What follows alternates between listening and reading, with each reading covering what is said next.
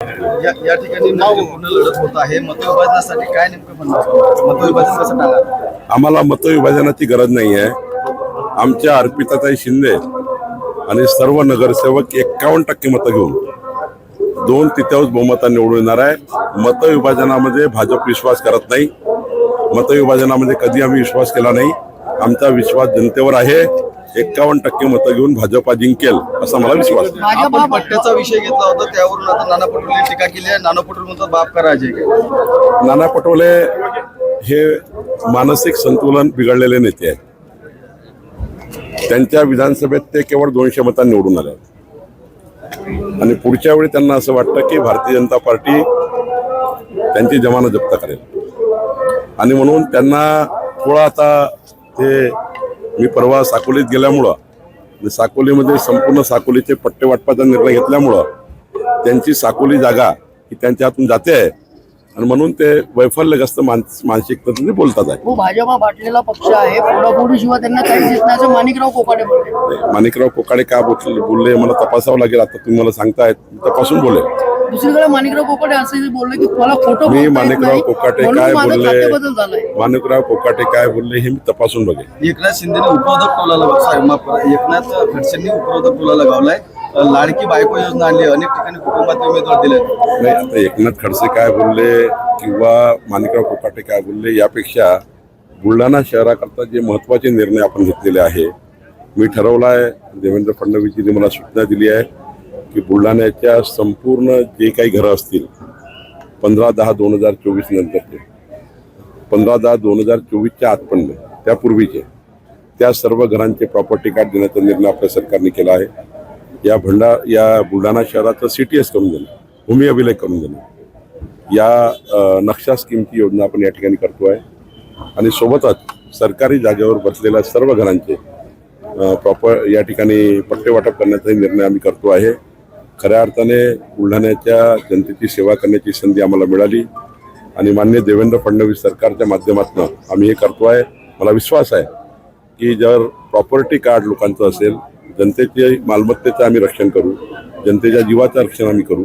या ठिकाणी जे काही या शहरामध्ये जनतेच्या मनात एक राग आहे, त्या रागातून या ठिकाणी आमच्या अर्पिताताई निवडून येतील आणि विकासाच्या योजनेकरता आम्ही अर्पिताताईला प्रचंड मदत करणार आहोत आणि मला विश्वास आहे केंद्राचं सरकार, राज्याचं सरकार, डबल इंजिन सरकारच या विकास बुलढाण्याचा करू शकतं आणि म्हणून अर्पिताताईला 51%च्या वर मतं मिळतील असा मला विश्वास आहे आणि 100% अर्पिताताई निवडून येतील. एकनाथ शिंदे असं म्हणतात की आम्ही युती धर्म पाळतोय, भाजपाने देखील युती धर्म आम्ही पाळतो आहे.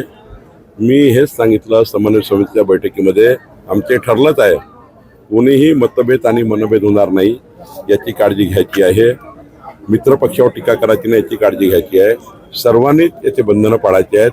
मित्रपक्षांनी बंधन पाळायचे आहे, कोकाटेजींनी बंधनं पाळायचे आहे, चंद्रशेखर बावनकुळेंनी बंधनं पाळायचे आहेत, सर्वांनीच बंधनं पाळायचे आहेत. महायुतीचा धर्म निभवायचा आहे. काहीही करून स्थानिक लेवलला काही झालं तरी राज्यातली महायुती महत्वाची आहे, ती आम्ही टिकवणार आहोत. मध्ये जे वृक्षतोड होते त्याच्या विरुद्ध ठाकरेची शिवसेना जी आहे ते आंदोलन करते, कसं पाहताय? त्यामध्ये आमची उच्चस्तरीय समिती आहे. माननीय मुख्यमंत्र्यांच्या अध्यक्षतेखाली एक समिती आहे, त्या समितीत मी सुद्धा आहे आणि त्या ठिकाणी एक कुंभमेळ्याची समिती आहे आणि तिथलं प्रशासन आहे. हे सर्व तपासून त्या ठिकाणी योग्य निर्णय आम्ही करणार आहोत. कराडमध्ये निवडणुकीमध्ये जे आहे ती मोठी दहशत आहे, त्या ठिकाणी मुख्यमंत्री बुलढाण्याला काही विचारणार असं ते बोलतायत. आपल्या माजी मुख्यमंत्री जे आहेत ना त्यांनी आरोप केलाय की देवेंद्र फडणवीस दम देतील कराडमध्ये येऊन. आम्ही कधीही दम देत नाही. आम्ही जनतेच्या मतावर विश्वास ठेवतो. देवेंद्र फडणवीस सरकार महाराष्ट्रामध्ये 3,18,00,000 मतं घेऊन आला आहे. काँग्रेसचं पृथ्वीराज चव्हाणची महाविकास आघाडी ही 2,18,00,000 मतं घेऊन मागे पडलेली आहे. 1 कोटी मतांना देवेंद्र फडणवीस सरकार निवडून आला आहे, 1 कोटीच्या जास्त मार्जिनने. आणि आता आपलं सरकार, महाराष्ट्राचं सरकार हे 2047 पर्यंत महाराष्ट्रात राहणार आहे आणि त्यामुळं ते जे आहे पृथ्वीराज चव्हाणजी वगैरे हे वैफल्यग्रस्त मानसिकतेमध्ये काँग्रेस पार्टी आली आहे. काँग्रेस पार्टी रोज किंचित होत चाललेली आहे आणि त्यामुळे त्यांच्या मनात एक फिअर आहे, भीती आहे, डर आहे की आमची पार्टी आता कमजोर होत चालली आहे. म्हणून आपलं अस्तित्व टिकवण्याकरता काही नेते असं बोलतात आहे. भाषाचे संकेत म्हणाले नाही, मला वाटतं ते एखाद्या तिथल्या काहीतरी भाषणाचा संदर्भ असेल पण ओव्हरऑल असं कधीच नाही आहे. आमची महायुती ही भक्कम आहे. महायुती आम्ही त्या ठिकाणी भक्कमपणे चालवलेली आहे आणि राज्याची लोकल काही निवडणुकीमध्ये काही एखादा विषय असेल पण राज्यामध्ये महायुतीचाच आमचा संकल्प आहे. मनभेद होणार नाही काळजी आम्ही घेतो आहे आणि कोणीही त्या ठिकाणी महायुतीमध्येच आम्ही सारे पुढच्या काळामध्ये काम करतो. बजेट महाराष्ट्र सरकारचा पण पैसा 120 जागाचा दावा करते त्यांच्या आधी मुंबईत बोलू.